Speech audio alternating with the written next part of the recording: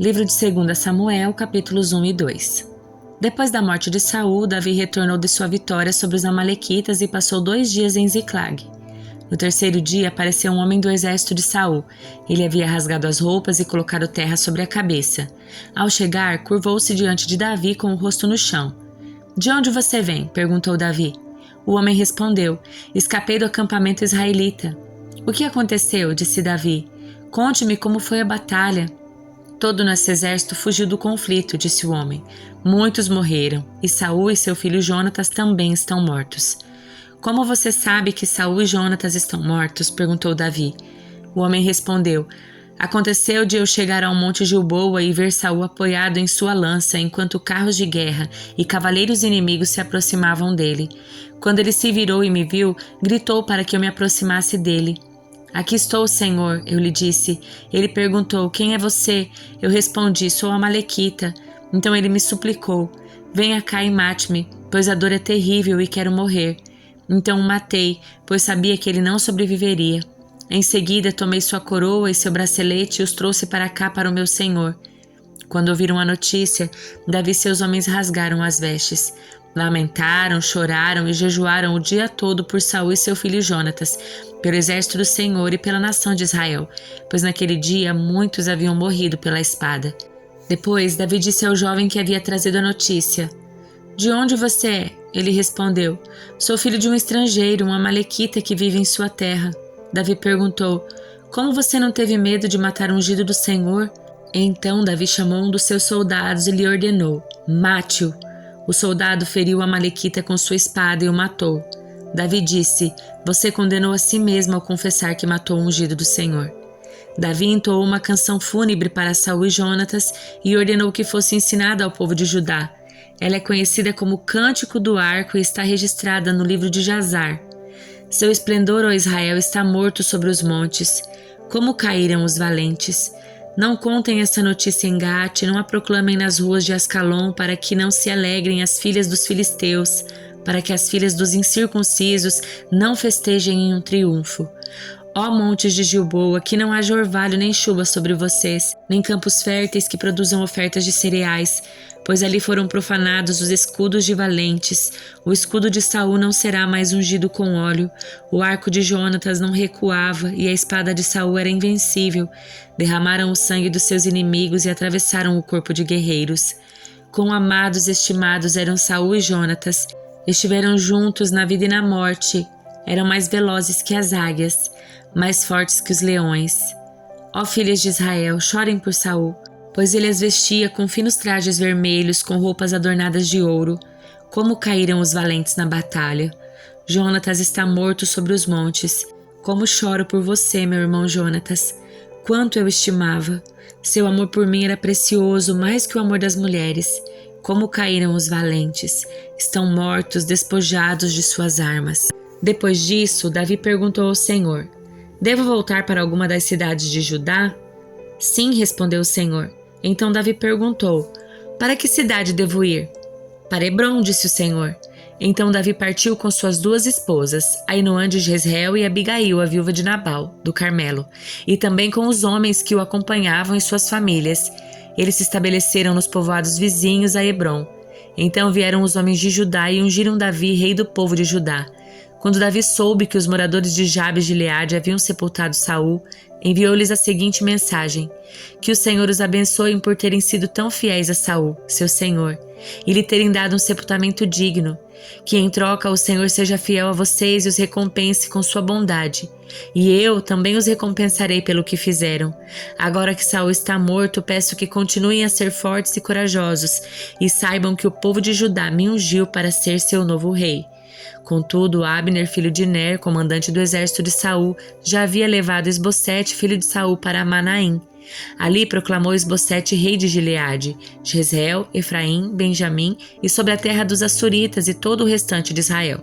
Isbosete, filho de Saul, tinha 40 anos quando começou a reinar sobre Israel e reinou por 2 anos. Enquanto isso, o povo de Judá permaneceu leal a Davi, que fez de Hebrom sua capital e reinou sobre Judá por 7 anos e meio. Certo dia, Abner, filho de Ner, conduziu as tropas de Isbosete, filho de Saul, de Manaim, para Gibeon. Ao mesmo tempo, Joabe, filho de Zeruia, saiu com as tropas de Davi e foi ao encontro deles na represa de Gibeon, onde os dois exércitos ficaram frente a frente, posicionando-se em lados opostos da represa. Então Abner disse a Joabe: proponham que alguns de nossos guerreiros lutem em confronto direto diante de nós. Está bem, respondeu Joabe. Então foram escolhidos 12 soldados de Benjamim para representar Esbocete, filho de Saul, e 12 soldados para representar Davi. Cada um agarrou seu adversário pela cabeça e cravou a espada um no lado do outro, e todos morreram juntos. Por isso, desde então, esse lugar em Gibeon é conhecido como Eucate Azurim. Seguiu-se nesse dia uma violenta batalha, na qual Abner e os homens de Israel foram derrotados pelos soldados de Davi. Joabe, Abissai e Azael, os 3 filhos de Zeruia, participaram da batalha nesse dia. Azael, que era rápido como uma gazela, começou a perseguir Abner. Continuou decididamente em seu encalço sem perdê-lo de vista. Quando Abner olhou para trás e viu que ele se aproximava, perguntou: "É você, Azael?" "Sou eu mesmo", respondeu ele. "Saia do meu encalço", disse Abner. "Enfrente um dos soldados mais jovens e tome suas armas." Mas Azael continuou a persegui-lo. Mais uma vez Abner o advertiu: "Pare de me perseguir. Não quero matá-lo." Como poderia encarar seu irmão Joabe? Azael, porém, se recusou a dar meia volta, e Abner lhe cravou no estômago a parte de trás da lança, que saiu pelas costas. Azael caiu morto no chão. Todos que passavam por ali pararam ao ver Azael caído e morto. Então Joabe e Abissai saíram em perseguição a Abner. O sol estava se pondo quando chegaram ao monte Amá, perto de Gia, no caminho para o deserto de Gibeon. Os soldados de Abner da tribo de Benjamim se reuniram no alto do monte para resistir ao ataque. Então Abner gritou para Joabe: "Será que não há como evitar matarmos uns aos outros? Não vê que isso só resultará em amargura? Quando você vai ordenar que seus homens parem de perseguir seus irmãos israelitas?" Joabe respondeu: "Só Deus sabe o que teria acontecido se você não tivesse falado, pois se fosse preciso, nós os teríamos perseguido a noite toda." Então Joabe tocou a trombeta e seus homens pararam de perseguir os soldados de Israel, e a batalha cessou. Durante toda aquela noite, Abner e seus homens recuaram pelo Vale do Jordão. Atravessaram o rio, marcharam a manhã inteira e só pararam quando chegaram a Manaim. Enquanto isso, Joabe e seus homens também voltaram da perseguição a Abner. Quando Joabe fez a contagem, viu que faltavam apenas 19 homens além de Azael. Os soldados de Davi, por sua vez, haviam matado 360 homens da tribo de Benjamim e dos demais soldados de Abner. Joabe e seus homens levaram o corpo de Azael para Belém e o sepultaram no túmulo do seu pai. Então caminharam a noite toda e chegaram a Hebrom ao amanhecer. Livro de Jó, capítulo 37. Quando penso nisso, meu coração bate mais depressa e estremece dentro de mim. Ouça com atenção o estrondo da voz de Deus que da boca dele troveja. Ressoa pelo céu e seus relâmpagos brilham em todas as direções. Depois vem o rugido de trovões e voz tremenda de sua majestade. Quando ele fala, não arrefreia. A voz de Deus é gloriosa no trovão. É impossível imaginar a grandeza do seu poder. Ele diz à neve: venha sobre a terra, e ordena a chuva: caia em torrentes. Todos param de trabalhar a fim de observar seu poder. Os animais selvagens buscam abrigo e ficam em suas tocas. A tempestade sai dos seus aposentos e ventos fortes trazem frio. O sopro de Deus envia o gelo e congela grandes extensões de água. Ele carrega de umidade as nuvens e espalha entre elas seus relâmpagos. As nuvens se agitam sob sua direção e cumprem suas ordens sobre toda a terra. Deus faz tudo isso para castigar as pessoas ou para mostrar seu amor. Preste atenção, Jó. Pare e pense nos feitos maravilhosos de Deus. Você sabe como Deus controla a tempestade e faz os relâmpagos brilharem nas nuvens. Você entende como Ele move as nuvens com perfeição e conhecimento maravilhosos? Enquanto você fica sufocado de calor em sua roupa e o vento sul perde a força e tudo se acalma, Ele faz o céu refletir o calor como um espelho de bronze. Acaso você pode fazer o mesmo? Ensina-nos então o que dizer a Deus. Somos ignorantes demais para apresentar nossos argumentos. Deus deve ser avisado de que desejo falar? É possível falar quando se está confuso? Não podemos olhar para o sol, pois ele brilha intensamente no céu quando o vento dispersa as nuvens. Da mesma forma, dourado esplendor vem do monte de Deus. Ele está vestido de tremenda majestade. O Todo-Poderoso está além de nossa compreensão. Apesar do seu grande poder, a ninguém oprime em sua justiça e retidão. Por isso, em toda parte, as pessoas o temem.